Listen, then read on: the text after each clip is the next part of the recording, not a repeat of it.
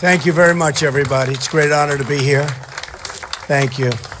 Very sad when you look at a plant like this, which was so prosperous, had so many years of great success and so many employees working here, and now you look at what's gone on, and it's quite a sad thing.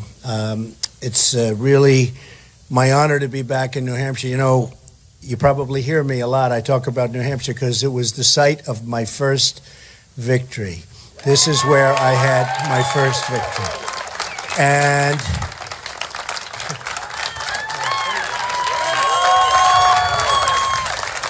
And I don't know, I've got so many friends up here. It's been an amazing state to me.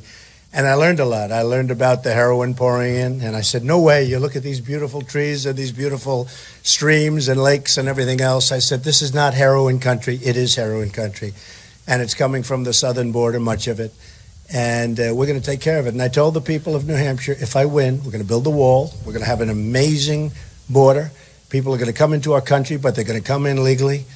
And we're going to do a real job. But I owe I owe so much to the people of New Hampshire. I mean, getting that first win, you know, after watching politics all of my life I watched politics. And New Hampshire has that special ring to it. And also for the people of New Hampshire, you know, there's big movement to move you to the back of the pack. Trump wins, that's not happening. I can guarantee you. I can guarantee you that. I can guarantee you that. So we're going to take some questions in a little while. This was sort of a special group of people that we invited, just a small one. We're going to be in and out, but we're going to take some questions. I'll say a few words. I want to introduce, though, a man that's worked here for many years, Mike. And Mike actually had the distinct lack of honor of training people from Mexico to take his job. And that's exactly what he did. He came up, Mr. Trump, could I have a picture? I said, who are you? He said, Mike. I worked here how many years, Mike? 29 years. 29 years. And he took a large group of people. He trained them. They're right now down in Mexico. The company moved to Mexico. He trained the people that took his jobs. And it's a very sad thing. Just say a few words, Mike. I just like to say that I back Donald Trump 100%. America can be great again if we just give it that one good try. And, I mean, for all it's worth, you know, this place used to be a place I called home, where my bread and butter was. I continue to work and prosper, but, however, it's just heartbreaking to see the jobs go to Mexico and outside of the country. I like to see Donald Trump make America great again. Thank you. Thank you.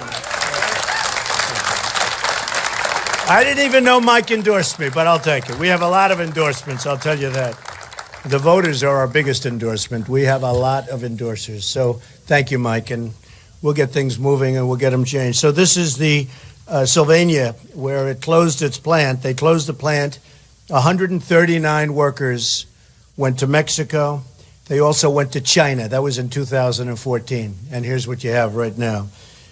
You have Rockwell, some of the people that moved out of just this area in New Hampshire. You have Rockwell Automation, Inc. It closed its plant. 170 workers moved, in this case, all to Mexico. That was in 2009. Ethan Allen Interiors closed its plant, laid off 260 people. The workers all moved to Mexico. And it wasn't so much the workers stayed here for the most part. People from Mexico took their jobs.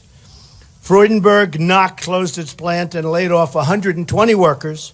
They moved their jobs to Mexico in 2008.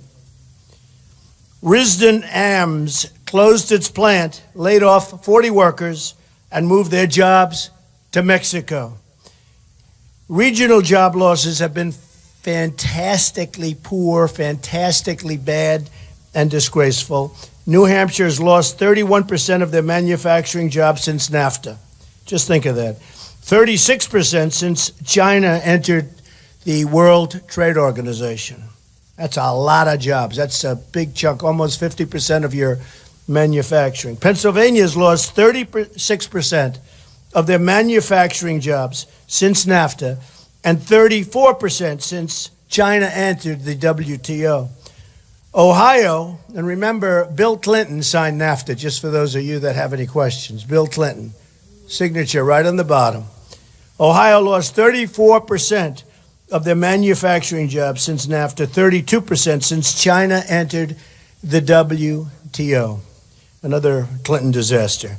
Maine lost 39% of their manufacturing jobs since NAFTA, 39%, and 34% since China entered the WTO.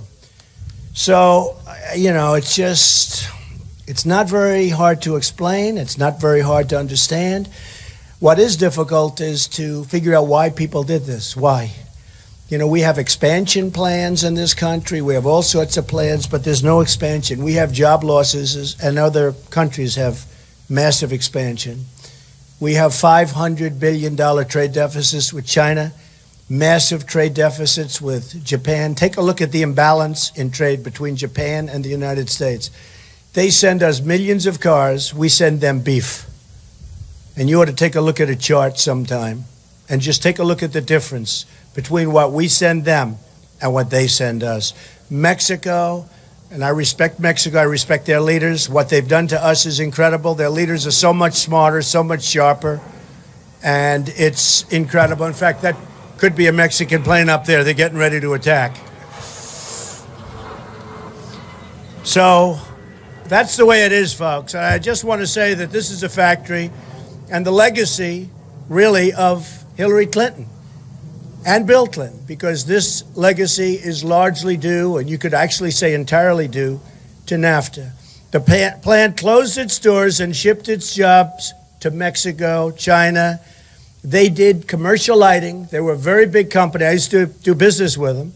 The real Clinton Global Initiative is their economic plan to ship America's jobs overseas. That's what's happening.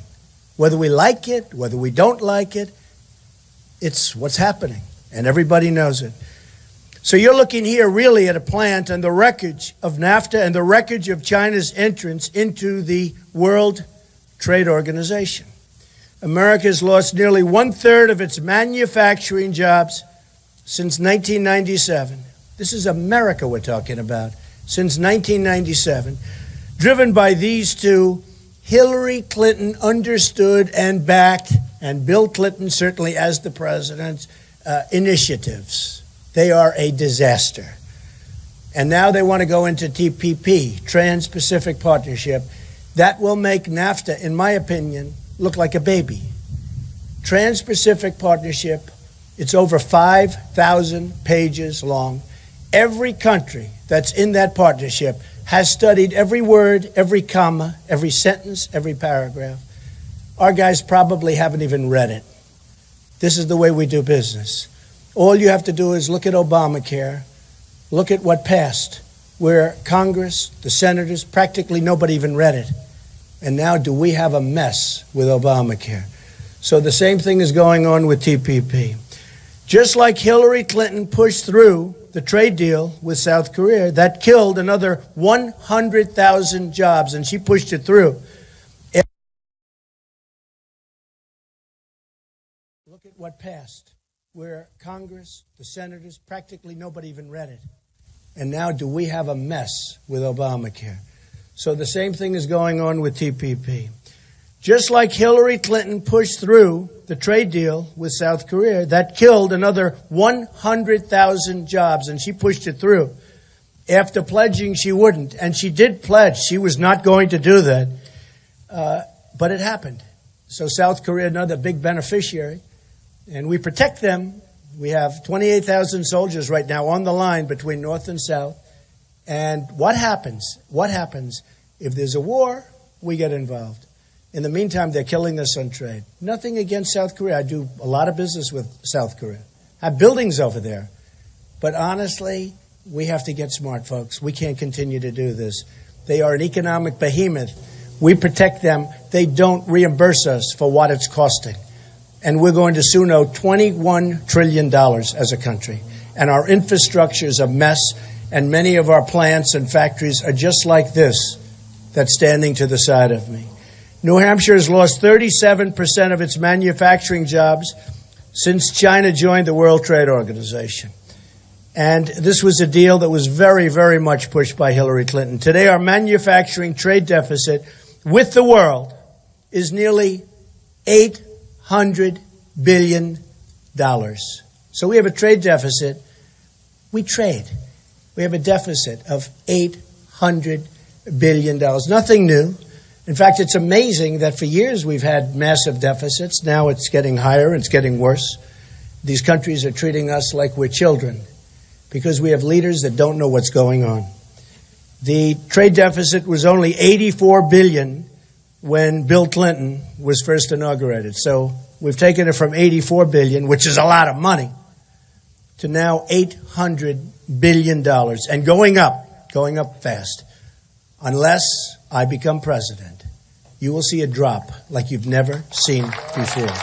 You will never see before. And don't forget, when our factories close, the nearby businesses suffer. And you see that in this area. You see that in every area. Look at New York State. I won New York State in a massive landslide.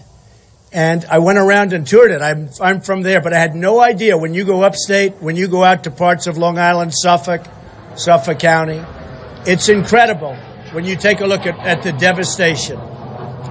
When you take a look at the devastation that took place in New York and Pennsylvania and Connecticut. Connecticut's a great state. I love Connecticut. Devastation caused mostly by NAFTA, caused mostly by companies moving out of Connecticut and New York and Pennsylvania and Maryland, by the way, and Rhode Island. I had these all at one time, and Delaware. And we won every single county of every single state. Massive victories because I understand the problem. And it's about jobs. It's about protection. It's about stopping ISIS. It's about a lot of things. But it's also heavily about jobs. And we're going to change it. And we're going to get it changed fast. That I can tell you, and I can promise you that. When you have large numbers of unemployed blue-collar workers, incomes go down across the country, just across the entire country. And it affects so many other businesses. When a plant like this closes, it just affects so much and so many other people, so many other lives, and so many other businesses. When you force workers in America to compete with workers earning $1 a day overseas, our whole standard of living goes down. We have workers for 18 years. They haven't received an increase. Their real wages are lower now than they were 18 years ago. They're working longer hours. They're working harder.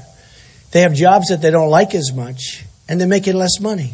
And there are people in the audience. Don't raise your hand. I don't want to embarrass you. But there are people in the audience that are exactly in that position. And, you know, a lot of people say, well, they make the goods cheaper. Well, by the time they manufacture them and send them over, the transportation is very expensive, and all of these other things, we're better off paying a little bit more and having jobs. It's a much better system, the way it used to be. We manufacture goods, and we then sell those goods to other countries. But we sell them to other countries. And a lot of people say, oh, well, the goods will be cheaper. They'll come in, they'll be cheaper. Yeah, but we lost all our jobs. So we're better off if they're not quite as cheap. And the goods will also be of a higher quality because we do a higher quality good. And we're known for that. But all of a sudden, the jobs are gone. And frankly, the goods can come in cheaply. The people don't have any money to buy them. So that's a problem. Is that right? So we became the richest economy in the world with the biggest middle class in the world by becoming the biggest producer in the world. The wealth this created was shared all across our nation. Then came the era of surging trade deficits. Everyone wanted to go out and let's go, and our government made it possible, so easy. We start sending our factories to various countries. And Mexico has done unbelievably well. Mexico is unbelievable. It's a mini version of what's going on in China. You look at Ford, you look at so many different companies. You look recently, I could name 10 companies just right off the bat. You look at Carrier Air Conditioning. They closed right before my primary in Indiana. They might have been responsible for the victory, other than Bobby Knight, who was probably more responsible than anybody. But we had a big victory in Indiana. Carriers leaving Indiana, going to Mexico, fired all their people. So our middle class has shrunk 10 percentage points since 1970. and share of GDP controlled by workers has steadily declined and shifted to corporations. And the corporations are your special interest people. They're your people with a lot of clout. They're the people that give campaign contributions to Hillary Clinton. These are the people, folks. Look, you're living in a rigged system. I used to say it about the primary, because I'd win a state and I didn't get the votes. I mean, I'd win a state by a lot, and the delegates would go to somebody else. Say, wait a minute. I just won the state of Louisiana. How come the delegates aren't mine? Well, it goes this way and that way. I said, no, you don't understand.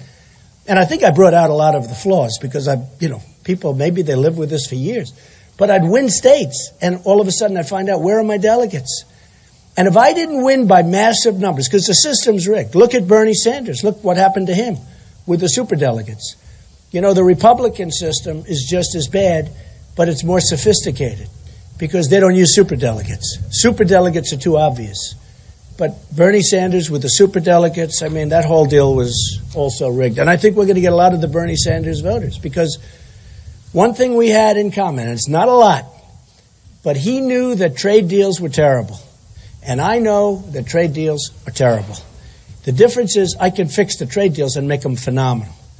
You know, a couple of the people in the Republican Party said, oh, gee, Trump is going against trade. I'm not against trade. I just want to make better deals. I think it's great. I think having trade is great. I want to make better deals. And I'm always so amazed. I'm always so amazed when I see somebody talking about, my viewpoints. My viewpoints are very simple. I want great deals for this country. Somebody said, are you a free trader? The answer is yes. But to have free trade, you have to have smart people. We don't have smart people representing us. Or we have people that are controlled by the lobbyists and controlled by the special interests. But yes, I'm a free trader.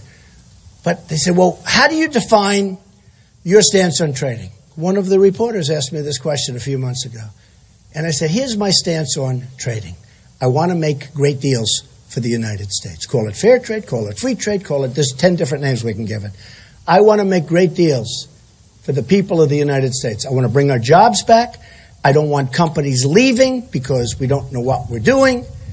And if companies leave and fire, as in the case of Carrier and so many others, there's going to be consequences. They're not going to make their air conditioners in Mexico, send them into the United States. We have 1,400 people that are phenomenal people that help build that firm, send them into the United States, and there's no consequence. No, now there's a consequence. The consequence is they're going to pay a 35% tax when that air conditioner comes into the country. And here's what's going to happen. One of two things. Either they're not going to move, which is mostly going to happen, or if it's too late, or they move, because you want to look at their bottom line. Their bottom line's much different, okay? And we're going to have a strong border. We're not going to have a weak border. They're going to have to go through a strong, strong border. But here's the difference. We're either going to keep them here, or we're going to make a hell of a lot of money. It's very simple. And they're going to regret that they ever moved. And we're going to keep everybody here. They're not going to leave. And I've watched over the years, I've watched the government, our government. They don't have a clue. They want to give interest-free loans. They want to give all sorts of deals. They don't have a clue. A couple of cases I read about where they took the money and they left anyway. So they got cheap money and then they left because they didn't have good lawyers. It didn't say, like, you have to stay. We're giving you money, stay. So it's very simple. They want to go to another country, can pay a tax to get their product back into it. They can go the rest of the world, they can do whatever they want. And don't kid yourself, folks. Other countries do that with us. We have a free deal with China. They can put their stuff in, no consequence, no tax, no nothing. Try doing business with China. I have a couple of friends here that are very much involved with New Hampshire. They love New Hampshire. They can't get their product into China. And if they do get it in, they have to pay a massive tax. So you have to have a fair thing going on. And we don't have anything fair. There's nothing fair. The real median earnings of male workers in America has decreased by almost $1,000 from 1973 to here. I mean, think of it. It's hard to believe.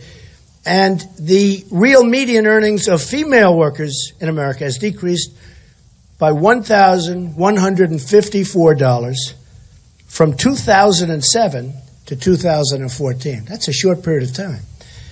Median household incomes are now more than $4,000 less than they were in 2000 before we opened our markets to China. Hey, I give China a lot of credit. I have great relationships. I mean, the largest bank in the world from China is a tenant of mine in one of my buildings.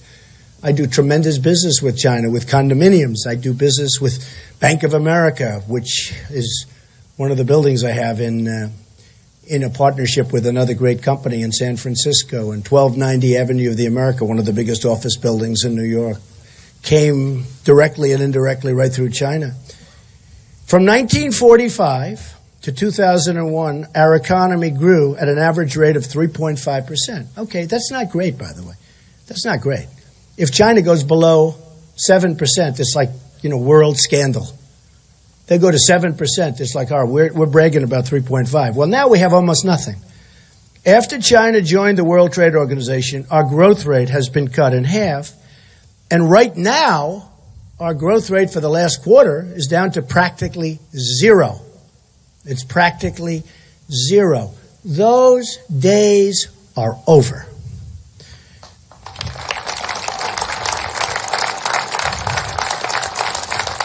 The share of men, here's something that's just sad. The share of men in their prime, working years and not working, and they're just not working. So in their prime working years, not working, has nearly tripled since the late 1960s. Think of that. I mean, think of that as a statement for our country. The trade policies of Hillary Clinton, global financiers, and they're all controlling her. They have 100%. They might as well stamp Hillary Clinton on their forehead. They have total control over her. That's why she's going to approve TPP. Just so you understand, she totally approved. She wanted it so badly. She said, this is the gold standards of trading pacts. This is the gold standard. It's all over television. It's all over. And then all of a sudden, she heard me make a speech saying what's wrong with TPP. And she changed. She said, I no longer support it. So she went from the gold standard to I don't support it because she didn't like what I was saying. So she went against it. Now, what happens is if she ever got in, which would be a sad, sad day for our country, and our workers especially, they'll take a sentence that doesn't mean anything, make a little change a little comma here or there, and she'll say, now I can finally support it. It's wonderful. And that will be worse than NAFTA, signed by her husband. That would be worse than NAFTA. That will make NAFTA look like a toy. Okay? Look like a toy. So just remember, I said it. Hopefully we don't have to experience that. But she will sign it as sure as you're here and sign it 100%. The greatest danger yet is the TPP, another Hillary Clinton trade deal, and that's it. It's going to happen. One of the things with TPP, the single biggest weapon used against us and to destroy our companies is devaluation of currencies. And the greatest ever at that is China. Very smart. They're like grand chess masters. They are, and we're like checker players, but bad ones. They have done such a job on us with devaluation. And NAFTA doesn't cover the subject. And I've said, if you're going to approve this TPP, and if you're going to approve any trade deal, you have to cover currency manipulation because there's such tremendous currency manipulation. Now, TPP, it's not mentioned. I won't tell you some of the people that went crazy when they wanted to bring it in and put it in because I went out and I actually did a radio ad for a group of people that love this country, and I did an ad on currency manipulation, how it's not covered by TPP. And if you would have seen the people that were opposed to that, what do we have to lose by having it? It's like, why are people upset that with free trade that I like, that I want to make better deals? I said, I want to make better deals with Mexico. I want to make better deals with China. They said, oh, Trump is messing with free trade. No, I'm messing with bad deals that we can make good. I can make good deals. Why would somebody fight that? I mean, the U.S. Chamber fights. They said, oh, Trump wants to stop free trade. I don't want to stop free trade. I love free trade. But I want to make great deals. I want to take a deal that's faulty, where we're losing hundreds and hundreds of billions of dollars a year. If I can make it good, isn't that a positive thing? Okay? That's something Bernie can't do. He's right that they're bad, but he won't be able to fix them. I'll be able to fix them. And if we can't fix them, there are consequences again. We don't trade. And you know how long that'll last? For about 24 hours before they come to the table. But you have to be able to walk.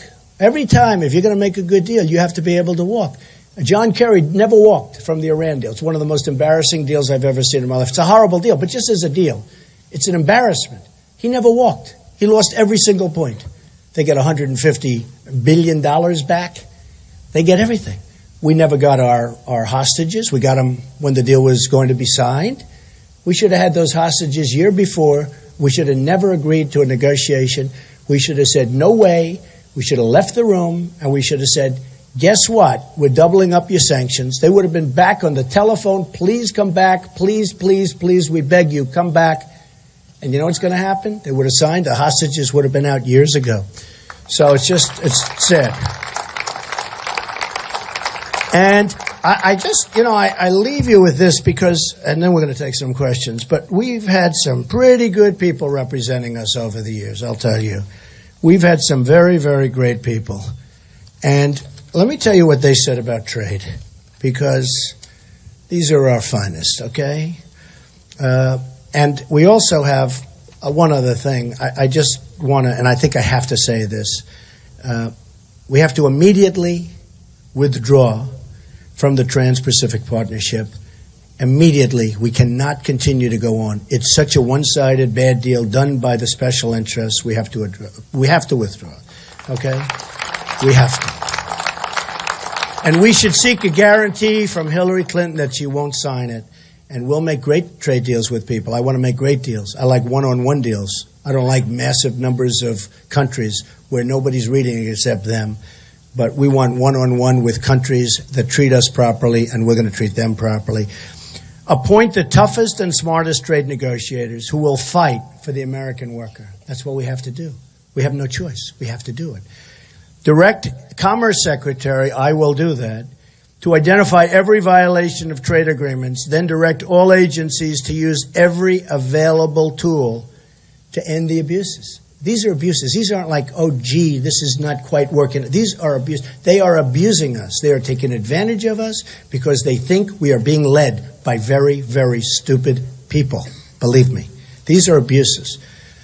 Tell our NAFTA partners we want to renegotiate NAFTA. Want to renegotiate. Hey, we want a better deal, okay?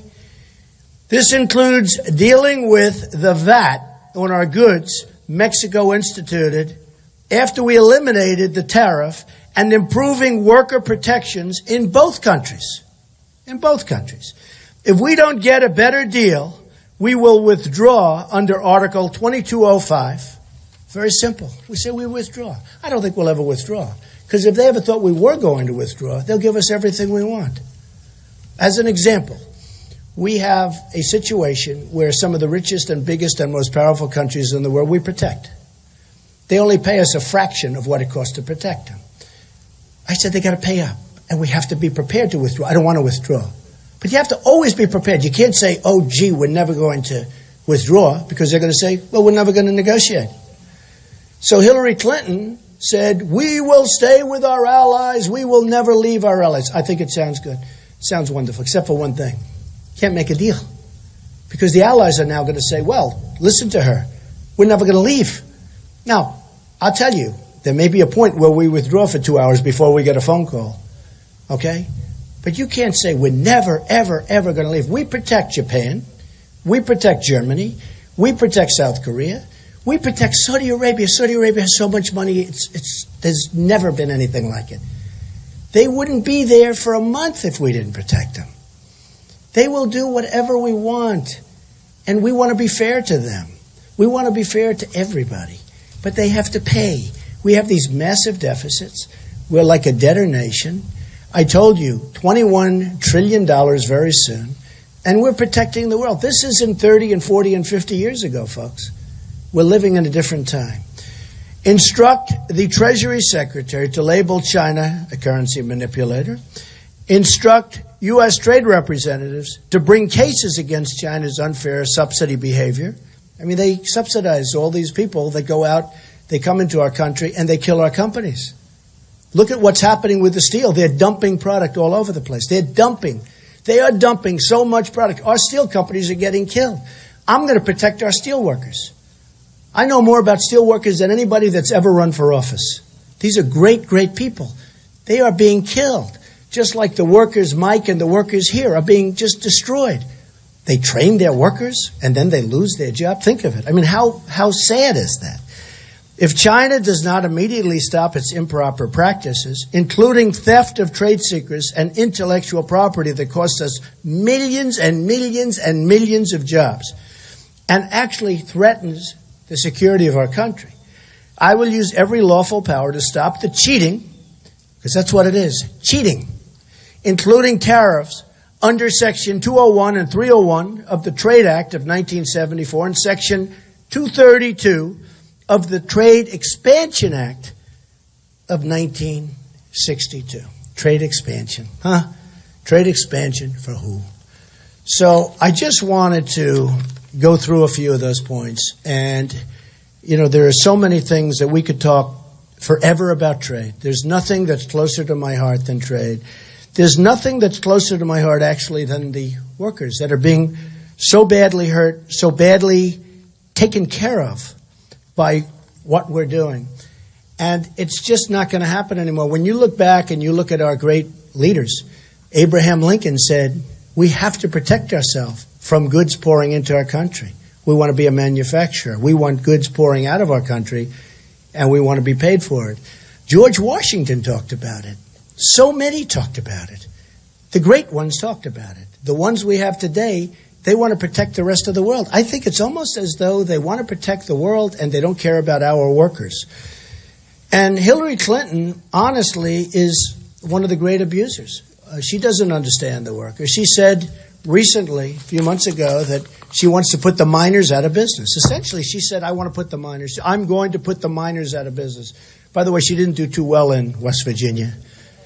I don't imagine she's going to do too well if you look at Pennsylvania, and if you look at some of the other places, Wyoming, some of the other places. I can't imagine who would vote for her. She said, I want to put the miners and the mines out of business. Who would vote for her? We want to put our people back to work. We're going to put them back to work. Just remember that. We're putting our people back to work. Thank you very much. Okay, how about a few questions from anybody? Yes, sir, go ahead. Yes. Thank you. Thank you. Your comments today on what's a very important issue to me as a manufacturing guy. Yes, good. And, you know, cheap products are actually really very expensive. And I believe... People don't realize that. You're right. I believe that there's a really simple answer. The best answers are the really simple answers. And you're a cultural leader today. You aspire to be a political leader, but right now you're a cultural leader. And you can use that position to create a cultural change. And it's really simple. It takes about an hour, and it costs $0. And with that, we can restructure manufacturing in this country and bring back jobs and eliminate China as a source. It's really very, By very the way, simple. I don't want to eliminate China. I want them to just treat us fairly. Sure. We don't have to eliminate China. I want China to sell tremendous numbers of products and items to our country. I don't want to eliminate them. But they can't cheat us any longer. They're cheating. So you know, when they do their monetary manipulation, they manipulate and they devalue. When they do that, that's just killing us. Every time they do it, we lose jobs in this country. Go ahead. So I see that it's up to us, the people. We, the people, we get to decide what to buy. And if we have a cultural preference for purchasing the American-made manufactured product, then what that will do is it will create demand for American products. Well, you're right. And let me just tell you, it's a good point. Because in Japan and in China, they really want to buy products made in Japan and in China. Whereas the United States, we buy anything. And our people should have more pride in buying made in the USA. Remember the old days we had made in America or made in the USA? And we should put that on. I think I'm going to do that. We should put that on our product. Made in the USA. So thank you very much. So, you know, there are countries that don't want to buy. You know, when we do business, as an example, with Japan, many friends in Japan, they know it's true, they know. They send the cars, we send the beef. A lot of times they send it back. We send things to them, they send it back. Can't get in, can't pass certain tests, okay? And it's better product than what they have. They send it back. China sends things back. And I said before, they tax us, but they send it back. They'd rather send it back than tax us. But if we ever get it in, what they did, look what they did with Boeing. Build a plant, we get all of your information, we get everything you've ever worked for so many years for building airplanes. We're going to take this, we're going to take that. And South Carolina, which is an amazing state that I love so much, and you look at the entire Washington state area where they make so many Boeings, be careful, because they're building massive Boeing plants in China, massive. And in addition to that, China's building their own plants, which is probably even a bigger problem. But they force Boeing to build these massive plants. And then all of a sudden they'll do a devaluation and another devaluation, and Boeing will make 100% of the airplanes, not from South Carolina, where they just moved and built some incredible facilities, not from Washington State and the Seattle area. They're going to build from China. And they're going to do that by devaluing their currency. And I tell the people of South Carolina, actually, which was great to me, which was a big win for me, I said, be careful, because that's what's happening as sure as you're sitting there. And in 5 years, you'll say, you know, that Trump was right. Okay, yes, sir, go ahead. My company, we employed over 22 people. We had some of the finest tool and die makers in the country. We had the latest technology. We spent $1 million in equipment. And it was myself, my father, and it was my great uncle. We lost all of that to China. And you know what we were making? Police badges. Yeah. Sacred. They're all being made in China. All you have to do is type in police badges, California, China, and it's all there. I lost all that business. $1 million. I called my Congress people up. Hey, there's something unfair here. They're making this item 2/3 less than me. I said, that's material costs. I went to them. I've got nothing from them at all. They said, oh, we'll have to retrain the workers. For what? We had full Blue Cross. We had paid vacations. We had 401ks. I used to be able to take a 2-week vacation. That's gone. What are you going to do for us? Okay, so I think, first of all, your story is common to thousands and thousands of companies throughout this country. And in the end, what we're going to do very easily is we're going to make it so when when they currency manipulate, when they devalue their currency, which, as you know, makes it impossible to compete, it's costing us a fortune, folks. You know, it sounds good, but it costs, because we lose all those jobs. And you're better off paying 10% more, 15% more for the badges or whatever they may be, and all of these people are still working. It's cheaper for our country. It's very profitable for our country. Now, we don't play the game the way they play the game. They play the game to win. We play the game in this country to survive. We're going to start playing the game to win. So just hang in there. I know it's not easy, but hang in there, man. Hang in. So sad. And what you just said, thousands and thousands of companies in our country. Thank you. Go ahead. How about, go ahead.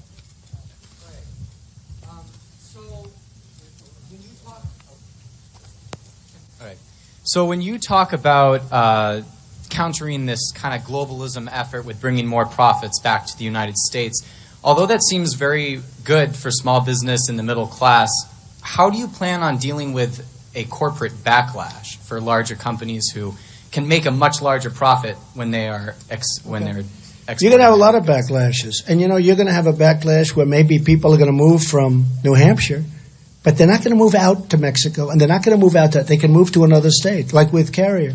Carrier might move to another state. Plenty to choose from.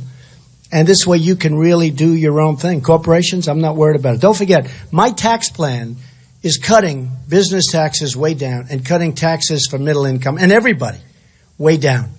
And we're going to have over the next 2-3 weeks, we're going to have a very, very highly sophisticated tax plan done with some of the best people, the best economists, the best minds in the world for it. We're going to really have some plan coming up. We put the rudiments in, and the real rudiment is we're going to simplify our tax code, number one, and we're going to cut the hell out of taxes. We're the highest taxed, or just about the highest taxed nation in the world. And our businesses can't compete with other businesses for that reason also. So we're going to make it where the corporations want to come back. And part of the reason and part of the problem that corporations have, in all fairness, is they have to pay so much tax. We have, I think, $5 trillion, but they say $2.5 trillion. I think it's a much higher number than that. Outside of this country, where corporations have this money, they can't get it in because the taxes are so high and because the bureaucracy is just as bad as the taxes. So companies, corporate inversions, companies are actually leaving the United States and going to other countries to pick up their money because they can't get their money in. And that money could be used to rebuild the United States. You're talking about trillions of dollars. So all of these things are covered by me. And I have to say, the Democrats and the Republicans for years all agree on this. What's not to agree with? We're going to bring our money into the United States, trillions of dollars. We bring it into the United States, right? I don't really need those notes because I don't need notes. Aren't I lucky that I don't need? Aren't I lucky? Throw them away. Throw them away. Nice. Nice to have that ability, isn't it? That's a good ability to have. Anyway, but we will do things that are going to be so miraculous, and it'll be fast. It won't take a long period of time. And you know, when China, who I have a great relationship with China, made a lot of money with China, we can make money with China. It's hard to believe as a citizen looking at what they've done to us, but we can make a lot of money with China. I love having open markets with China. And when they know that they're going to be consequences for their cheating, they're not going to do what they are doing. I'll give you an example. They're building right now one of the largest military fortresses in the world in the South China Sea. Now, they're taking our money, they're taking our jobs, they're taking our pride, and they're violating everything there is to violate by building this massive fortress in the South China Sea. And unlike us, they don't get environmental impact permits, by the way. They say build it, they start work the following hour. We say build something, they start work 12 years from now, or does it ever happen, okay? Can you imagine that? They're building an island. They have the biggest excavators in the world, sitting out in the sea, ripping the hell out of the ocean, out of the sea, ripping the hell out of it. And they don't say like, oh, gee, we have to file for an environmental impact permit. They just do what they do. That's because they don't respect us. That's why they do it. They have no respect for our leader. They have no respect for our country. A very, very important man in the world of politics and well beyond politics said to me, Donald, I totally disagreed with your, because I've had this tough stance for a while. Long time. Pretty long time. If you go back, it's actually years, many years. But he said, I really disagreed your tough talk on China and Saudi Arabia and all these countries paying us. And I totally disagreed, except for one thing. I've been called by all of these countries. How do we settle up with Trump? How do we make Trump like us? How do we do it? How do we do it? Now, I'm not saying that in a braggadocious way. I'm just saying that's the way life is. There are no repercussions right now at all for what all of these countries are doing to our countries, to our jobs, to our workers. None. The story that you just told, I mean, there are none. And your congressmen are all these people in the Senate, people in Congress, a congressman, I know everyone. And some are really fine people, and some aren't. And some senators are really fine people, and some aren't. But many of them are totally owned by and taken care of by lobbyists and special interests. Because a friend of mine said, how could the United States allow a deal like so-and-so to happen? And I said, because the special interests take care of them. My friend, who's very smart and very successful but very naive, couldn't believe that anybody... So he said, they're stupid. I said, no, they're not stupid. They're totally controlled by their lobbyists, and they're totally controlled by the special interests. And when it's campaign season, millions and millions of dollars are given to some of these people. And it's so simple. Do I know the system well? Okay, how about one more question? That's it. Go ahead. You want to talk?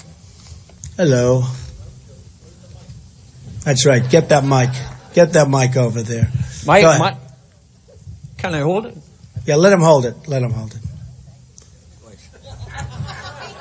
See, there's a man that knows what he wants. It's my kind of guy. Go ahead.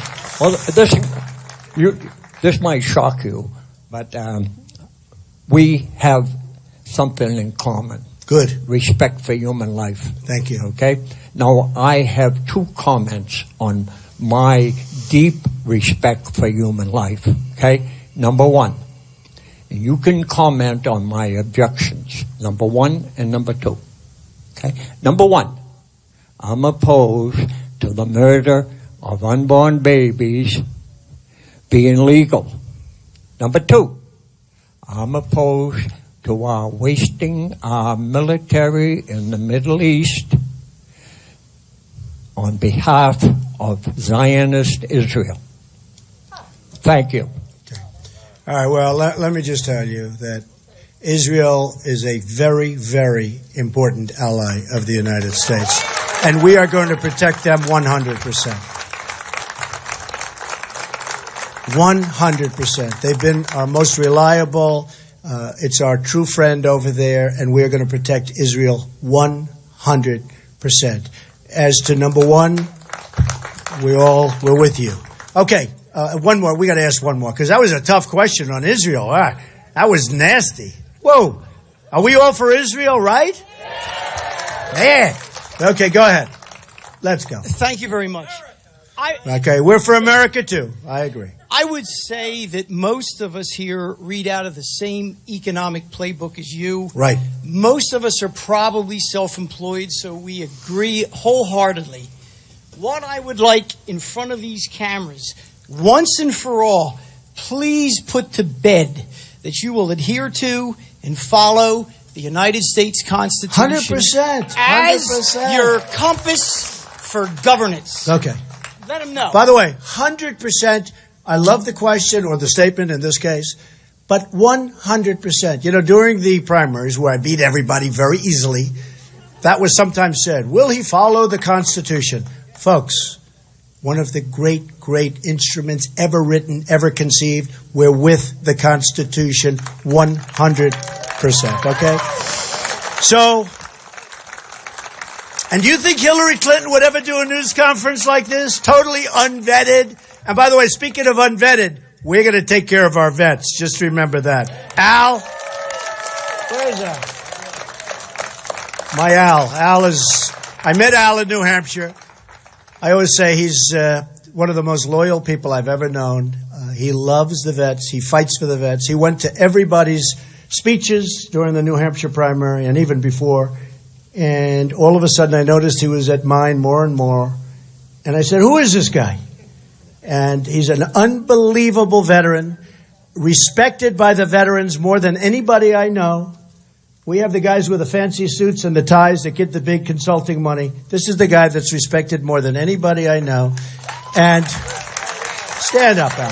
And after a couple of months of listening to everybody else on both sides, Democrat and Republican, he came to us, he said, there's nobody that's going to take care of the vets like you, and I want to come on board. And he is the most amazing guy, and I'll tell you what, he's one of the great things that's happened to me because we formulated plans and done things that he's taken back to large groups of veterans. And we have plans that are better than any plans ever submitted, and it's going to work well for the vets, work well for the country, and we're going to be proud that we take care of our veterans, and they're going to be proud of our country again. Oh, thank you. The Women Auxiliary. Okay. The Women Auxiliary. I think the women like me. I don't know. I see. By the way. Thank you. Yes, go ahead. Go ahead. Okay. I'm Kathy Chevalier. I'm legislative chairman for the state of New Hampshire. Good. DFW Auxiliary. Good. I want to tell you, I'm sorry. I would like to tell you. I want to thank you, first of all, for everything you've done for the veterans. We all in the VFW know what you've done, even if you don't come out and say it. Okay? Very much we appreciate it. But just to mix quickly, Homeland Security and jobs. Why aren't we putting our military retirees on that border or in TSA? Get rid of all these heebie-jobbies they wear at TSA. Well, I've seen them myself. I understand we need that. the veterans back in there to take it. They've fought for this country and defended it. They'll still do it. Okay. Thank you. You know, and we are looking at that. And we are looking at that. We're looking at a lot of things. I have to tell you, as long as you bring it up, though, in terms of the border, some great people, and Al, you know this, I was endorsed by 16,500 Border Patrol agents. These are the people that take care of the border. And first time they've ever endorsed in the history of the union or the group, it's the first time they've ever endorsed a presidential candidate. And I don't even know if they're supposed to be doing it. And they said, we don't even care at this point. It's 16,500 incredible people, Al. These are incredible people that want to do their job. It's easier for them not to do their job, but they want to do their job. And so I was really honored by that. And I was also, as you know, endorsed by Sheriff Joe from Arizona, who's had some great victories lately. So Sheriff Joe is great. So we're going to do a job. Just in finishing, just before I came up, I was told Rasmussen, one of the most highly respected polls, just came out. We're 4 points ahead. So that's good. Okay? We're 4 points ahead. So we're going to have something I think that's going to be very exciting. Thank you very much. Thank you, everybody.